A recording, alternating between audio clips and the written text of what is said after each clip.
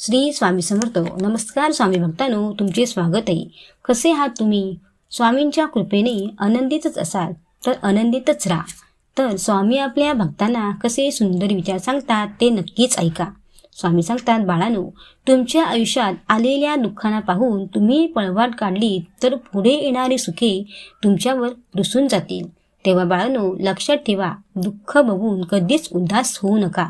तसेच बाळांनो, शुद्ध अंतःकरण ठेवून परमेश्वराचे नाम घेतले तर परमेश्वराच्या कृपेचा अनुभव नक्कीच येतो आणि नामानेच तुमचे अंतःकरण शुद्ध होत जाते. स्वामी म्हणतात, बाळांनो, तुम्हाला अनेकदा वाटत असते की अजून मला फळ मिळाले नाही. पण बाळांनो, लक्षात ठेवा, आम्ही तुम्हाला तेच देत असतो की तुमच्यासाठी योग्य आहे ते. आमची वेळ ही सर्वोत्तम असते, ती कधीही लवकर नसते आणि उशिरा पण नसते.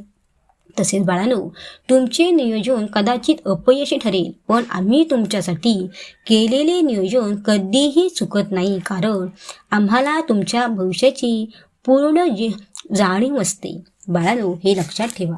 स्वामी सांगतात, बाळांनो, जीवनातील प्रत्येक व्यक्ती आणि प्रत्येक प्रसंग आपल्याला शिकण्यासाठीच येत असतो.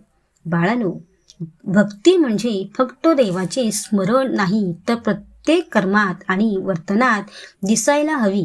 एखाद्या संकटातून शिकणे, त्यातून धैर्य आणि शहाणपणे मिळवणे, हेच तर खरे यश आहे ना. स्वामी सांगतात, बाळांनो, एखादी वस्तू आपल्याला पुष्कळ आणि पुन्हा पुन्हा मिळाली तर तिचा आपल्याला कंटाळा येतो. म्हणून जी वस्तू आपल्याला कितीही मिळाली तरी तिचा कंटाळा येणार नाही, अशी वस्तू आपण मिळवावी.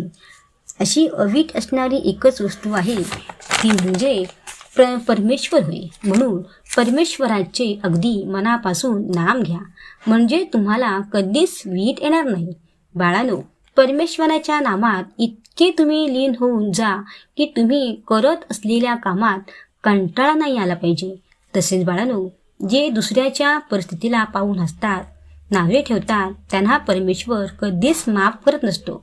त्यांना वाटत असते की आमची परिस्थिती खूप चांगली आहे. पण बाळांनो, दिवस हे सारखे नसतात.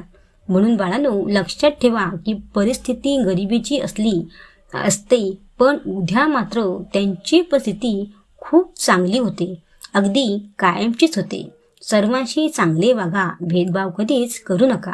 स्वामी सांगतात, बाळांनो, कधीही नशिबावर अवलंबून राहू नका. काहीतरी चांगले प्रयत्न करा की त्यातून तुम्हाला नक्कीच यश मिळेल, कारण परिस्थिती बदलणे पण तुमच्या हातामध्ये असतेच ना. बाळांनो, तुम्ही जर प्रयत्न नाही केले तर ते तुम्हाला काम जमेल का? नाही ना. तसेच बाळांनो, परमेश्वराला तुम्ही आपला माना, त्याचे नाम स्मरण करा. बघा, तुमच्या हाताला नक्कीच यश मिळणार आहे.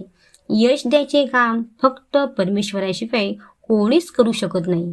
एवढेच नाही तर माझ्या लेकराने स्वतःच्या कर्मावर आणि प्रामाणिकपणावर विश्वास ठेवावा, कारण योग्य वेळ आल्यावर एवढे मिळणार की मागायला काहीच उरणार नाही. स्वामी सांगतात, बाळांनो, अहंकार माणसाला खऱ्या सुखापासून दूर नेतो. मीपणा सोडून नम्रतेने जगायला शिका. जिथे अहंकार संपतो तिथेच खरे ज्ञान सुरू होते. अहंकाराने नाती तुटतात, नम्रतेने ती नाती जुळतात. देवापुढे सर्व समान असतात, म्हणून कधीही माणसाने गर्व करू नये, हे एवढे लक्षात ठेवा. तर स्वामी भक्तांनो, कसे वाटले ऐकून? श्री स्वामी समर्थ. जय जय स्वामी समर्थ.